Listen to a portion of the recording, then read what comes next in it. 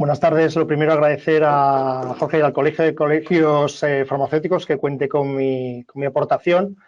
Me dedico a la ciberseguridad, pero más concretamente a la ciberinteligencia desde el 2014, y creo que es un campo que nadie puede negar que ha crecido indudablemente, ¿no?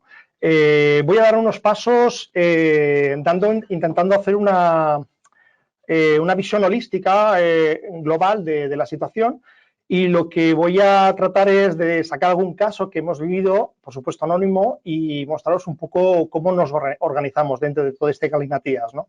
Indicar, por ejemplo, que de una gran frase que me gustó mucho en Estonia, que escuché, que la seguridad de la información es para las personas, no para las empresas ni para las instituciones. Y comentaros dos situaciones que nos solemos encontrar cuando vamos a una empresa o una institución, y es cuando ha pasado ya algo, que nos solemos encontrar con el de IT con las manos en la cabeza o totalmente frustrado, y es porque ha habido un desastre informático, que puede haberlo, un corte de luz, etcétera, o ha habido un hackeo o un ciberataque y nos encontramos con la misma institución. Esto es una situación que ya ha pasado. Nos encontramos siempre con la misma situación, un hombre con las manos en la cabeza o una mujer que está pidiéndonos ayuda porque no está toda la producción parada. Pero también nos podemos encontrar que antes de que pueda pasar, nos encontramos nuevamente con un rechazo completamente a una colaboración de los directivos, de los jefes de departamento o de los empleados que se niegan a colaborar porque creen que es parte de su trabajo y no de alguien que viene de fuera. O que nos encontremos que haya una falta total de organización y, por lo tanto, de seguridad. La ciberseguridad la incluimos siempre dentro de ese ámbito, ¿no?, de la ciberseguridad. El tema es cómo organizarlo todo. Entonces, lo primero es saber cómo definiríamos la seguridad de la información, ¿no? La seguridad de información, para decirlo claro, la ciberseguridad la incluimos dentro de la seguridad. Como director de seguridad, siempre es un campo que suelen discutir y yo la meto dentro de la seguridad. Es decir, no puede haber seguridad si no hay ciberseguridad. Eso para empezar. Después, la información debe estar disponible, confidencial, tiene que tener una integridad, no podemos tener dos fuentes con dos cosas distintas, eso es evidente, y tiene que estar autenticada, tenemos que saber de dónde sale, ¿no? Voy un poco por encima, pero para que se vea cómo nos organizamos, ¿no? Para eso hay unos estándares que debemos cumplir, como el ISO 27001, hay otros que cumplen con la ley de protección de datos, etcétera, ¿no? Y otros ISOs que son más convenientes. Pero es importante porque tenemos herramientas para poder cumplir estas cuatro condiciones básicas de la información para tenerla bien en una empresa. Normalmente las empresas no lo cumplen, eso está claro. El tema es que, bueno, es un poco, aparece esto del BS 7799, que es Inglaterra, porque viene de allí, ¿no? Pero bueno, era un poco para daros una idea. Os voy a mostrar una situación que nos encontramos en la cual esto no se cumple, ¿no? Tenemos estas cuatro condiciones para la información: disponibilidad, confidencialidad, integridad y autenticación. Y, por ejemplo, esto es lo que nos encontramos en un ayuntamiento del cual no puedo dar el nombre, evidentemente. Como podéis ver, la disponibilidad no es muy clara, está todo desordenado, está totalmente desubicado. Podéis ver aquí que la estación de trabajo o el servidor de trabajo está junto al servidor backup, es decir, no hay una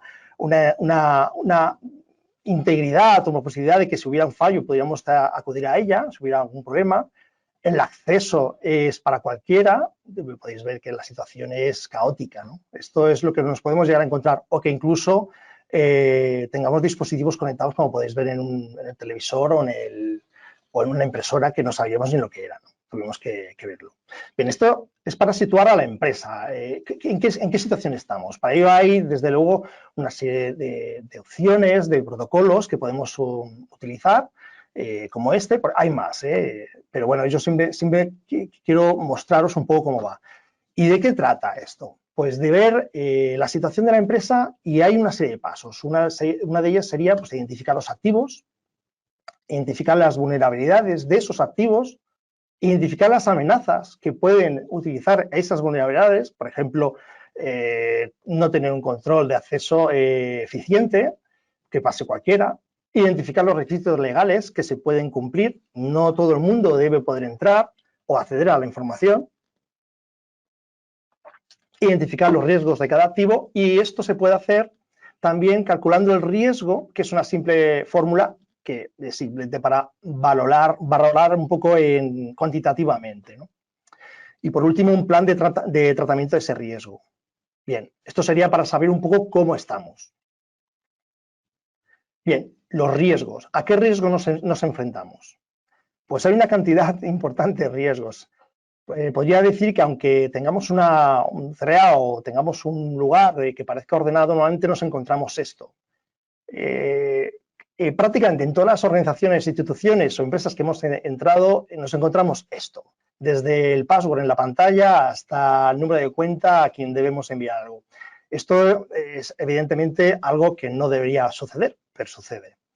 También nos encontramos que hay gran cantidad de personal que utiliza los dispositivos USB con mucha ligereza y muchas veces ni siquiera hay protocolos para evitar que se conecten, ¿no? Esto puede provocar desde que haya ransomware a que haya ataques desde dentro por errores de este tipo. De hecho, es la mayoría de los errores, ¿no?, que se producen al entrar así. Y así tenemos este tipo de situaciones. Como por ejemplo, que también ataquen a la reputación de aquellos directivos y que afecten a la empresa, ¿no?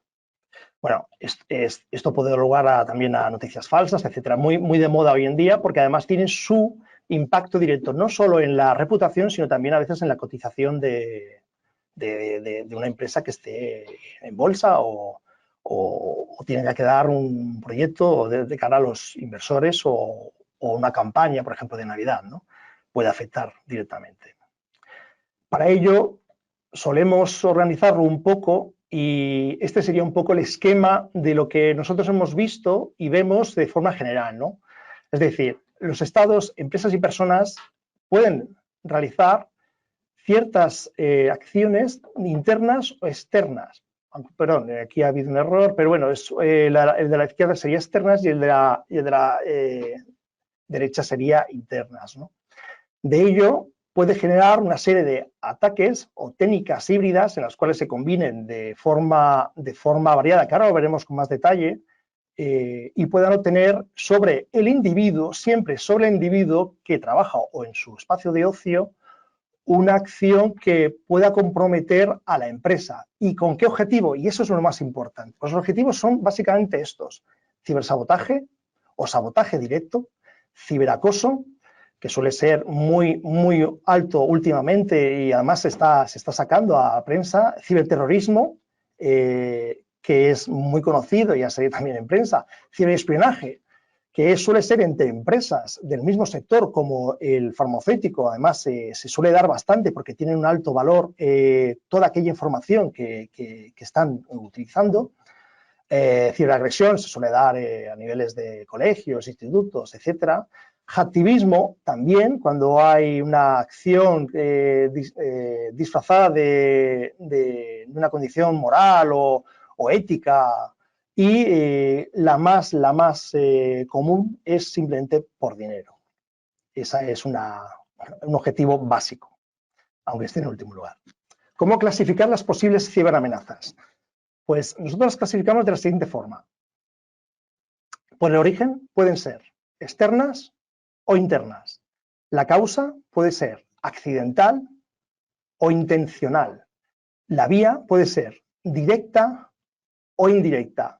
De tal manera que tenemos tres factores y vamos a ver un par de ejemplos para que nos entendamos.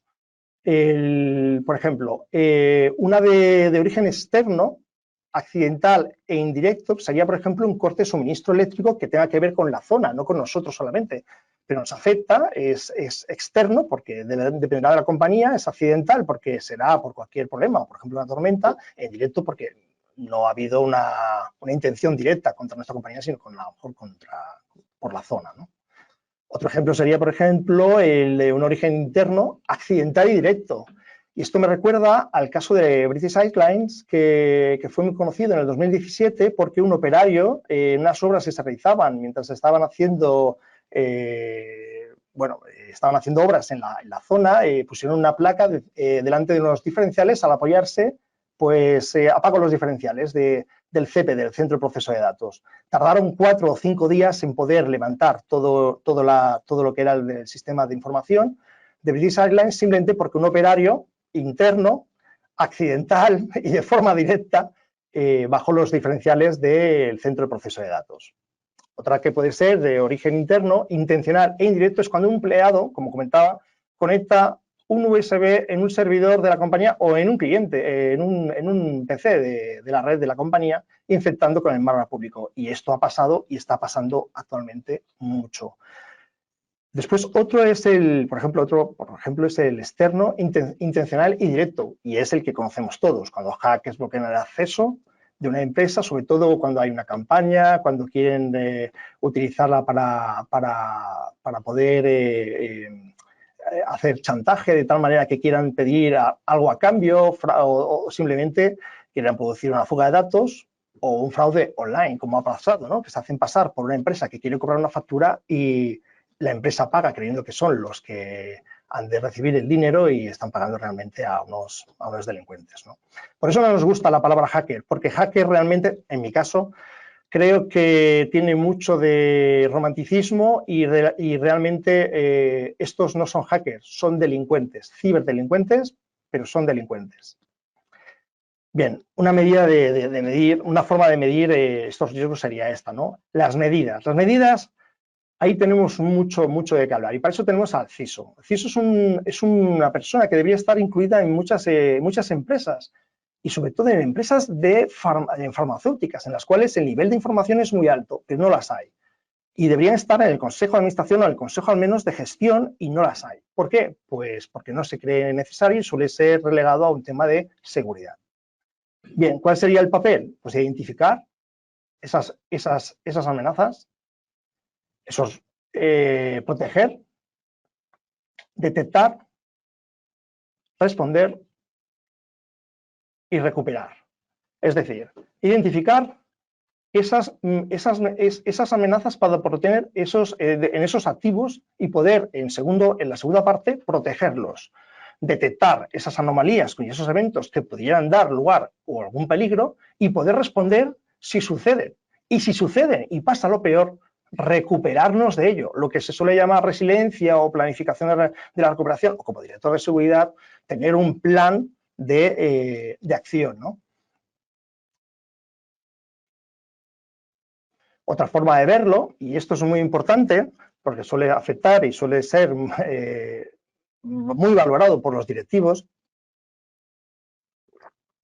es que estos objetivos responden al alcance. El alcance es a toda la empresa, no a los directivos, ejecutivos, informáticos o del laboratorio, no. Tiene que ser desde el que accede por la puerta hasta desde el que limpia, el CEO, todos absolutamente. Si se nos escapa uno, hay un agujero. Evidentemente, a todo el personal, debemos estar las 24 horas, 365 días, no podemos dejarlo porque haya fiesta, esto no es una cuestión, los ciberdelincuentes no descansan. Dinámico y rápido, no podemos esperar, no podemos estar porque no llegamos, tenemos que tener acceso rápido y debemos actuar sobre aquellas infraestructuras críticas. Es decir, cuando nos recuperemos, debemos actuar siempre antes sobre las infraestructuras críticas. Es decir, si tenemos un problema de producción y que se ha detenido en una empresa, debemos recuperar aquello que permita la producción, ponerla en marcha, no que tengamos acceso a Internet unos usuarios sí y otros no. El coste es muy importante y es por lo que solemos tener problemas económicos. Tenemos que llegar a un convenio en el cual no podemos securizar todo, pero sí aquello que nos permita económicamente tener la empresa asegurada o al menos los procesos en marcha. El tiempo, no podemos eternizarnos. La implicación de empresa y trabajadores es básica. No podemos tener a la empresa por un lado y los trabajadores por otro. Una formación continua, debemos adaptarnos a los tiempos para todos, empresa y trabajadores, y hemos de vigilar porque tiene un coste en el cual tiene mucha importancia la reputación y la imagen de la empresa y de sus resultados si se ve afectada. Bueno, una frase que me gusta mucho y que suelo decir es alerta siempre, con todo, al día, con sentido y razón, no solo con la razón, sino con sentido, a veces el sentido común, mirando y escuchando dentro y fuera, ¿no?, de la empresa, de nosotros. ¿Qué debe tener en cuenta un CISO al crear un plan de seguridad? Bueno, voy a ir un poco por encima, pero básicamente son 3 cosas. Mejorar los sistemas. Sistemas tanto de tenerlos actualizados, aplicaciones seguras, antivirus, lo evidente que todo el mundo piensa. Pero también tiene que ver mucho con las personas. El control de accesos, la gestión, monitorizar, planificar, etcétera. Controlar las redes sociales, foros abiertos, cuestiones que hacemos mucho en temas de ciberinteligencia, para poder saber si estamos en riesgo con temas de reputación, por ejemplo, ¿no? Y por último, y que tiene que ver mucho con las empresas farmacéuticas, es el tema de los procesos. El uso de los recursos tiene que ser el que toca, ni máximo ni mínimos, porque podemos dar lugar a dejarnos huecos entre ellos. Tiene que haber un control restringido a mínimo a los datos mínimos, pero por aquellos que sean autorizados. El control de procesos tiene que ser eficientes y actualizarlos constantemente. Y, último, eliminar y actualizar aquellos que sean innecesarios, desde luego. Esto es básico. A partir de ahí podemos hablar de lo que está pasando ahora. ¿Y qué tenemos ahora? Pues ahora tenemos todas estas. Y no me voy a analizar una por una, pero sí quiero destacar algunas entre ellas. Las que me gustaría destacar es que tenemos el tema de las inspecciones periódicas externas e internas. Esto es muy importante porque son los puntos de reunión, las comunicaciones, cámaras y micros. Esto tiene mucho que ver con el tema de la pandemia, pero es que ahora también, porque estamos utilizando los mismos sistemas de comunicación que cuando uno trabaja desde casa. No ha cambiado desde la pandemia, pero seguimos teniendo los mismos agujeros o más. Es muy importante. Y la revisión de la protección de la información. La información que sale de una empresa es increíble. Lo que hemos detectado es que es el mayor peligro que tiene una empresa, ¿no?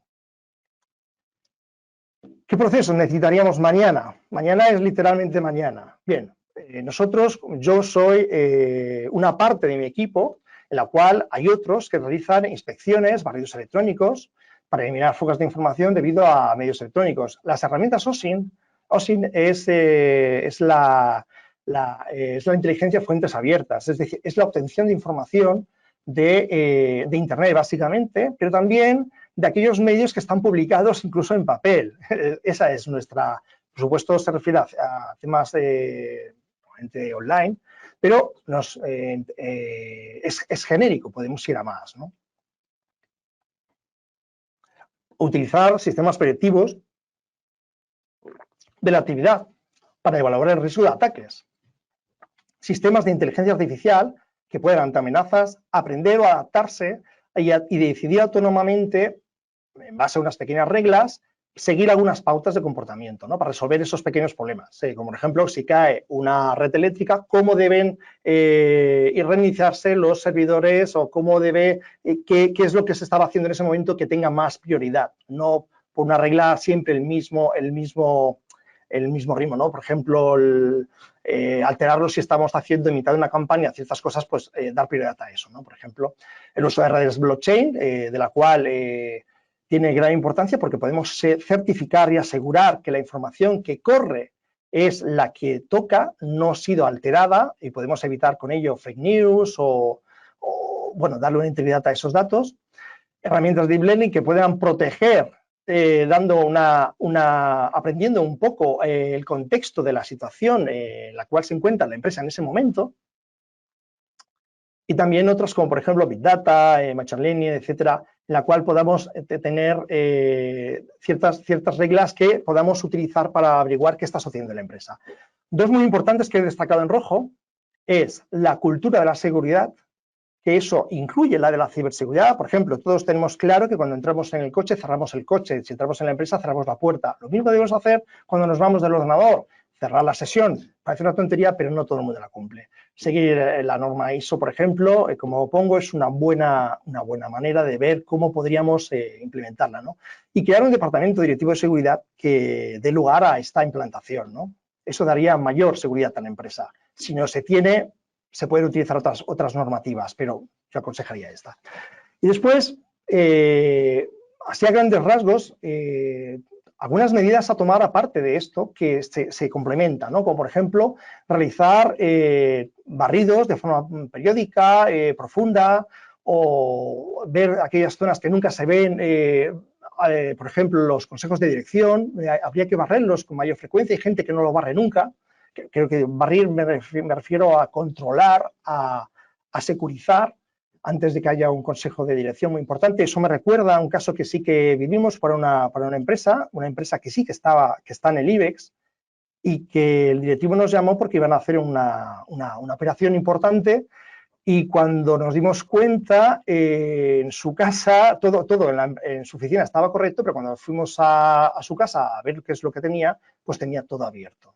De tal manera que acabamos hablando con nuestro cliente en el jardín, mirando hacia la pared, porque no teníamos ni idea de por qué las cámaras habían sido enfocadas en todas partes. Estaban totalmente abiertas. Ese caso fue hasta cierto punto sonado, pero para que veáis un poco cómo os llegan a ciertos extremos, ¿no? Eso sí que afectó a un tema de confianza, porque al final se comprobó que era un empleado descontento que trabajaba para una sección de la empresa que estaba intentando evitar una operación empresarial, ¿no? Complicado, pero bueno, así fue. Y otras herramientas que también utilizamos, como cámaras térmicas, detectores, escáner de frecuencias, detector de huecos en el suelo para esconder objetos, etcétera, ¿no? Localizadores de GPS en vehículos, en los cuales llegamos incluso a intervenir vehículos y desmontarlos, pues, si es necesario, ¿no? Ese es nuestro trabajo para este tipo de temas. Bueno, para acabar y sin más, y siento haber ido tan rápido, espero que se me haya entendido un poco la intención, es una serie de conclusiones. La primera es que el uso de estos ciberataques por parte de estados, porque también no podemos descartarlo, instituciones o personas para entablar estas guerras híbridas, es un hecho actual y creciente, no hace falta, esto casi es una evidencia. Estos ciberataques utilizan técnicas cada vez más complejas por una sencilla razón, porque son rentables y no les importa si son mayores o menores las empresas, son cada vez más rentables. Las ciberamenazas, por su naturaleza, como digo, pueden ser dirigidas tanto a esas empresas pequeñas o grandes, porque realmente estamos inmersos en una guerra cibernética. No hay un orden en estos ataques. Es o por dinero o hacktivismo, como explicaba antes, ¿no? ¿Cuáles son los objetivos? Todos esos.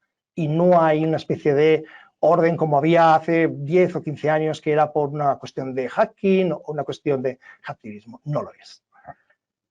El uso de estos equipos o hackers o delincuentes, ciberdelincuentes liberados, o países escudo que se utilizan a través, o proxy, como se suelen llamar técnicamente, para hacer estos ataques, nos dejan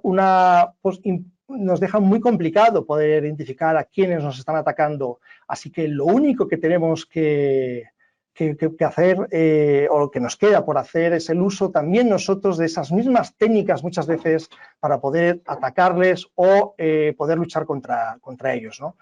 El tema es que, por último, las nuevas reglamentaciones, las armas legales y las tecnologías deberían favorecer esa ciberdefensa, pero no es así. Y lo que necesitamos es armarnos más y mejor. Es una carrera ciberarmamentística. Siento ser tan alarmista, pero la realidad parece que es así, ¿no? Y por último, comentar una cosa que sucedió y que creo que en el mundo del mundo farmacéutico puede darse, ¿no? Fue un hecho real en la cual un ingeniero se fue a un bar a tomar una copa, se llevó un prototipo y se lo dejó olvidado. De ahí sacaron las imágenes y se vendieron por gran cantidad de dinero, simplemente porque hubo alguien que se creyó que podía sacar un prototipo que no estaba en producción a la calle. Bueno, sin más, me despido. Muchas gracias por su atención y espero haber sido de alguna ayuda. Y nada, estoy a vuestra disposición. Muchas gracias.